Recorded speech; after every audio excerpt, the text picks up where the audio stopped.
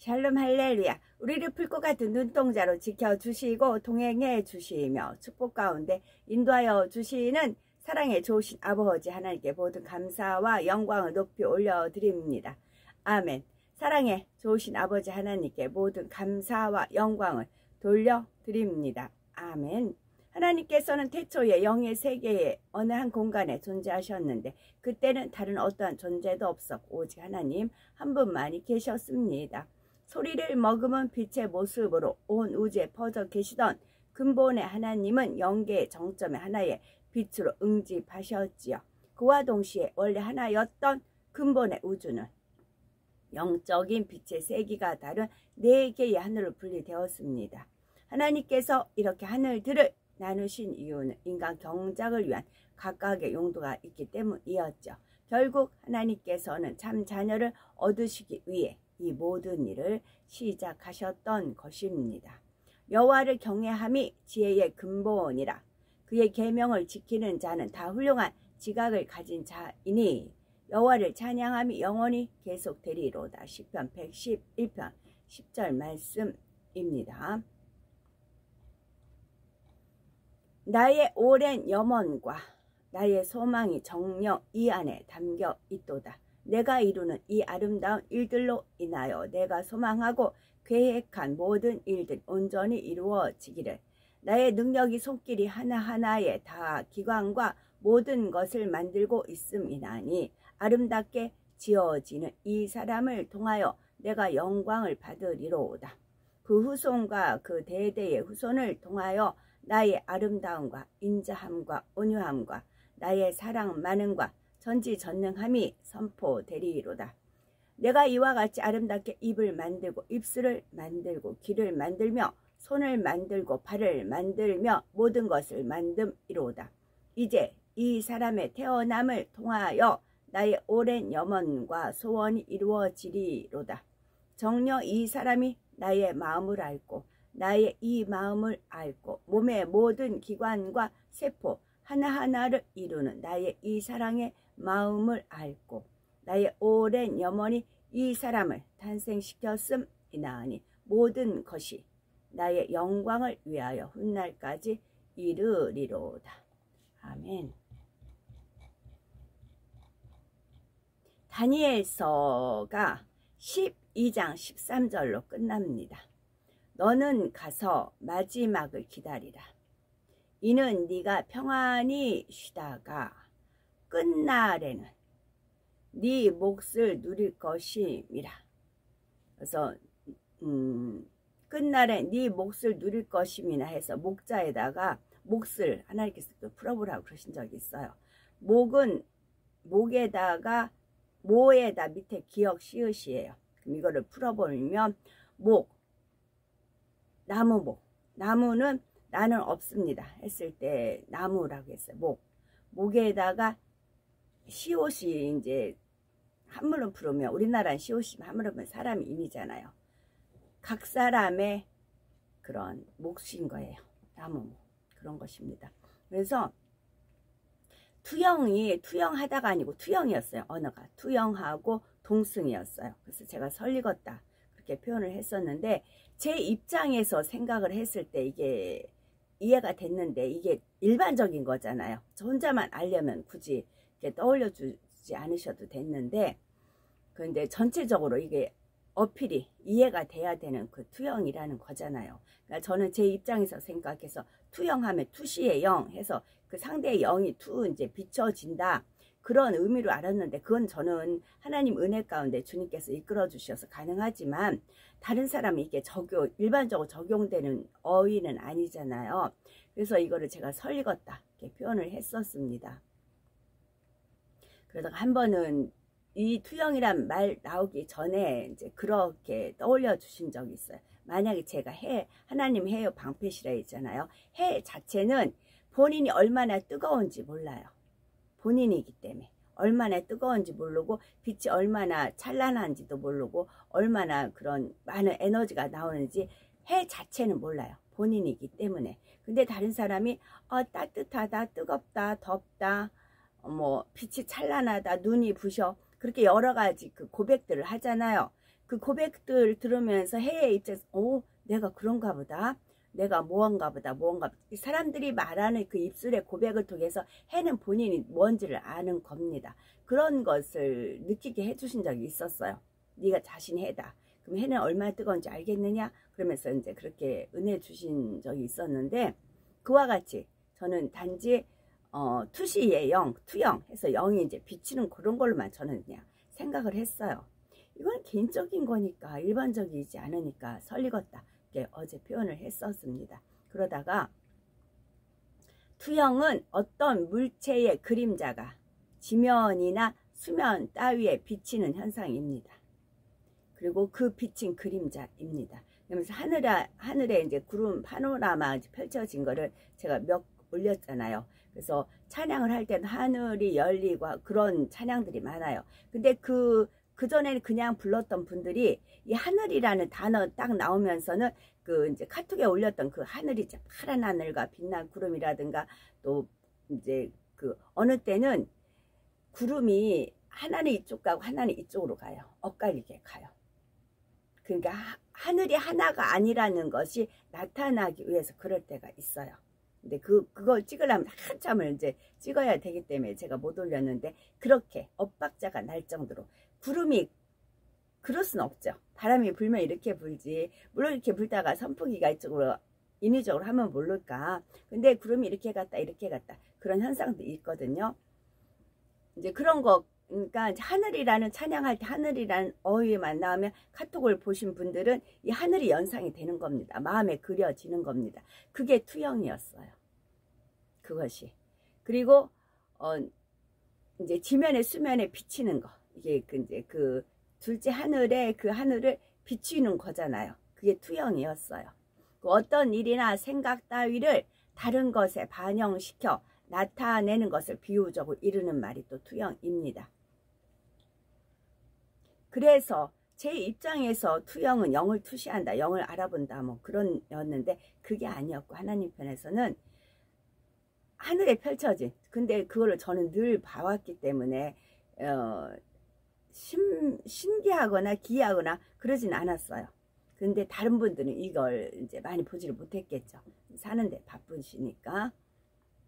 그러니까 이것이 기이한 현상으로 하나님의 역사인 거, 하나님의 권능인 걸 인정해드리는 그런 고백들을 하는 것을 이제 제가 접하고 나서야 이게 투영이 이거구나라는 걸 알았습니다.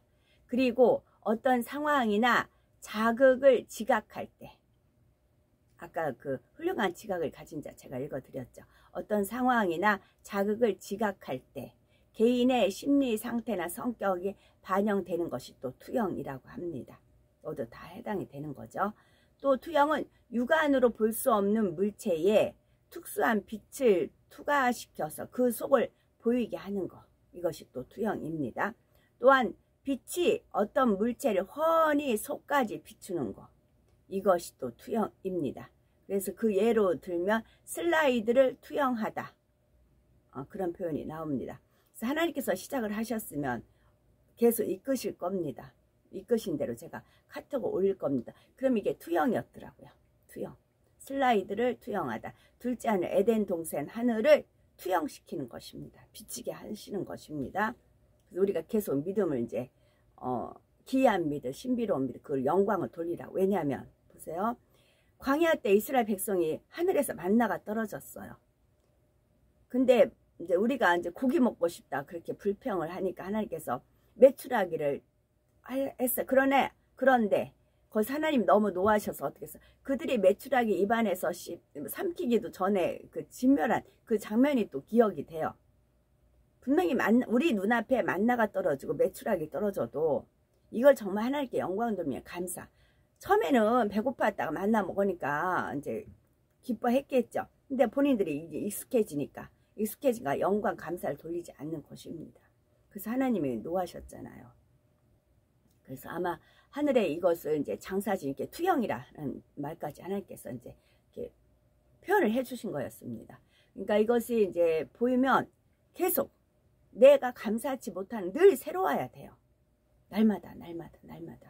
그래서 그런 은혜에 접하면 좋고요. 이것이 투영이었습니다.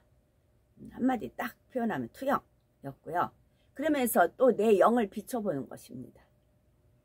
청결함, 청옥이 이 청결함에 얼마나 내가 청결할 수 있는가, 그런 걸 비춰볼 수 있는 투영, 내 영을 비춰보는 것도 되고, 하나님께서는 에덴 동산을 그 물체를 비출해서 이제 투영시킨 것도 투영이고 그렇습니다. 그 다음에 또 하나님께서 동승을 떠올려 주셨습니다. 동승은 차나 비행기, 배 따위를 같이 타는 것입니다. 이걸 우리가 같이 타야 됩니다. 같이 이게 투영된 이것을 같이 타야 됩니다. 노아 방주 요즘 이제 창세기 나가죠. 노아 방주 했을 때 동승해야 되잖아요. 같이 타야 되는 거잖아요. 그러면 하나님께서 영의 물결을 지금 이렇게 투영시키셨을 때, 둘째 하늘 문을 여시고 투영시켰을 때 그것을 같이 동승해야 된다는 그런 말씀입니다. 또한 그 예를 들은 게 있는데, 그곳은 내가 처음 가보는 곳이라서 길을 잘 아는 사람과 차에 동승하기로 했다 할 때 여기에 동승이 되어 있습니다.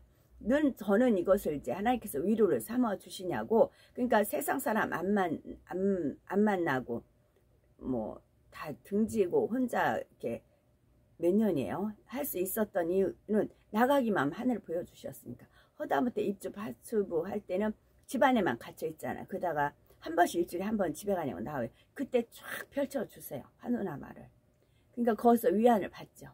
그 소망이 있으니까. 또 일주일을 살고 갇혀서 사는 거잖아요. 갇혀서 또 CCTV가 막 천지사방에 있고 감시하잖아요. 그런 속에 살면서도 일주일에 한 번씩 숨을 쉴 수 있었던 것은 하늘에 이렇게 장사진을 펼쳐주시니까 그걸 보고 다시 힘을 받고 그렇게 왔던 것이죠. 그래서 이게 투영이, 내 영이 투영도 해보고 하나님이 투영하는 거 보고 영광을 돌리고 또 동승도 할 수 있고, 늘 출애굽 당시 했던 그런 이스라엘 백성과 같이 원망 불평하지 않고 이 세대와 같이 여호수아 갈렙같이 항상 하나님께 영광 돌릴 수 있는 복된 이슬이 돼야 된다는 말씀이고요. 다니엘서 아까 12장 13절 말씀을 하나님께서 저한테 은혜 주신 말씀인데, 제가 아무래도 말씀을 그날과 그 시는 분명히 모른다고 성경 말씀에 되어 있어요. 제가 37세부터 저는 2000년도에 주님 오신 줄 알았어요. 2000년도에 오신 줄 알았어요. 지금 2020년이죠. 그런 줄 알았어요. 그렇게 믿고 갔어요. 그래서 아이들도 가감하게 떼어놓을 수 있었고 정신병원에도 편안하게 있었습니다. 해걸복걸 안 하고 마음이 복잡하지 않고요. 근데 지금 꽤 세월이 흘렀습니다. 자, 17이라는 숫자가 있고요. 20이라는 숫자가 있고 24라는 숫자가 있고 44라는 숫자가 있습니다. 17은 2월 17일 날 홍수 방주 뭐 그런 것도 있고, 17은 제가 주 예수님을 영접한 그 나이입니다. 그리고 1에다 7을 더하면 또 8이에요. 8은 무한대, 또 새로운 시작이란 뜻하는 것이고, 20은 성경에 뭐 야곱의 20년 연단이라든가 20이라는 그런 20년 채워지는 그런 숫자가 있고, 24는 24 장로, 24 하루가 24시간 뭐 그렇게 되어 있고, 24 또 반반씩 나누면 12, 10이잖아요. 12는 빛의 수입니다. 그 다음에 44는 4하고 4를 더하면 또 역시 8이라 새로운 시작 무한대 그렇게 되어 있지만, 4, 4, 16 곱하면 16이에요. 16은 1하고 6을 더하면 또 7이에요. 완전이에요. 그런 숫자가 있는 걸 아시고요. 자, 제가 이제 저한테 일어난 날짜를 말씀을 드리는 겁니다. 태초에 하나님이 천지를 창조하신 이 나라에도 86이라든가 그 날짜에 맞춰서 간단하게 쉽게 풀었듯이 이것도 아무래도 이제 하나님께 투영과 동승을 주셨으니까 이건 제가 또 하나님께서 알려주신 거니까. 자, 제가 17세에 주님을 영접을 했습니다. 그리고 사실상 37세 때 99년 10월 30일 날 1차적으로 유괴복숭은 죽은 거였습니다. 병이 떠가지고.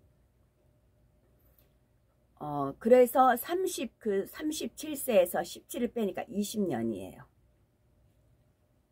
주님을 영접한 지 20년 만에 이제 죽을 살을 맞은 겁니다. 그리고 86년 24살 때 결혼을 했어요. 24살 때 24에 맞춰서 결혼을 했고, 딱 20년 결혼 생활하고 사별을 했습니다. 20년. 자, 20년 만에 주님을 영접하고 20년 만에 육적으로 사망을 했었다가 다시 주님의 은혜로 이제 마지막 같이 함께 동승해서 올라가야 되니까 그 길을 하나님께서 알려주셨으니까 그게 20년. 결혼 생활 딱 20년 만에 사별을 했습니다. 그리고 나서 2023년, 제가 1963년 개묘년이에요. 개수나무, 이제 물론 닭개자 뭐 여러 개자 뭐 그렇게 되지만 우리는 그렇게 안 풀어요. 하나님은 쉽게 저 수준에 맞춰서 푸시거든요. 그래서 개묘년, 개수나무 개자, 묘성은 묘자는 속교묘도 되지만 묘수를 놓다, 묘성 그런 거, 묘략 그런 묘자를 하나님께서는 쓰세요. 1963년 개묘년에 태어났습니다. 3월 15일. 그래서 내년이 2023년 개묘년. 한갑이에 61세예요. 내년이. 그러면 61세에서 주님을 영접한 17세를 빼면 44가 돼요. 44년이 돼요. 44년이 되고 또 그러면 61세에서 죽었던 37세를 빼면 24가 돼요. 그래서 모든 숫자가 17, 20, 24, 44 그렇게 돼요. 그래서 산수는 수학은 정답이 반드시 있어요. 딱 떨어져야 돼요. 아무리 복잡한 함수 관계들, 아무리 복잡한 미분 적분이든 답이 딱 떨어져야 이게 수학 푸는 재미가 있는 거예요. 딱 풀어져야 돼요. 딱 열쇠가 딱 맞춰져야 돼요. 자물통이 있고 열쇠가 있어요. 그러면 그 자물통에는 반드시 하나의 열쇠예요. 그 다른 건 안 돼요. 아담에겐 하와예요. 아담에겐 하와이듯이 딱 그 한 열쇠예요. 그 열쇠로 딱 해서 딱 열어 딱 소리가 나서 딱 풀려야 되는 것입니다. 아무리 얽히고 설키고 많은 그런 하나님 말씀 속에서도 딱 열쇠가 딱 풀어져야 됩니다. 숫자 정확하게 딱딱 풀어지게 되어 있습니다. 그러나 그 날과 그 시는 모릅니다. 그리고 하나님의 계획은 신묘막측하고 깊도다. 하나님의 지혜와 지식에 풍성하며 그런 말씀도 있고 그렇습니다. 이것은 아무래도 더 깨어서 근신하여 기도하시라고 드리는 말씀입니다. 저는 앞으로 20년 더 살 수 있다라고 고백을 드린다니까요. 집만 해결해 주시면 먹는 거는 이제 좀 아껴서 먹는 그런 좀 아끼는 스타일이 몸에 배가지고 뭐 그렇다니까요. 집만 아버지 해결해 주세요. 20년 버텨요. 전 지금 그런 각오로 있습니다.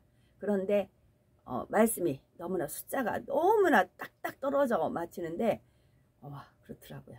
그래서 데살로니가 전서 4장 16절에서 18절이요. 주께서 호련과 천사장의 소리와 하나님의 나팔로 친히 하늘로 쫓아 강림하시리니 그리스도 안에서 죽은 자들이 먼저 일어나 그 후에 우리 살아남은 자도 저희와 함께 구름 속으로 끌어올려 공중에서 주를 영접하게 하시리니 그리하여 우리가 항상 주와 함께 있으리라. 그러므로 이 여러 말로 서로 위로하라. 아멘. 오늘도 저희들을 성령의 불단과 천군 천사와 주님의 불꽃 같은 눈동자로 지키어 보하여 주시는 사랑의 좋으신 아버지 하나님께 모든 감사, 영광, 찬송, 찬양 높이 올려드립니다. 사랑의 좋으신 아버지 하나님만이 홀로 영광 받으시옵소서. 아멘.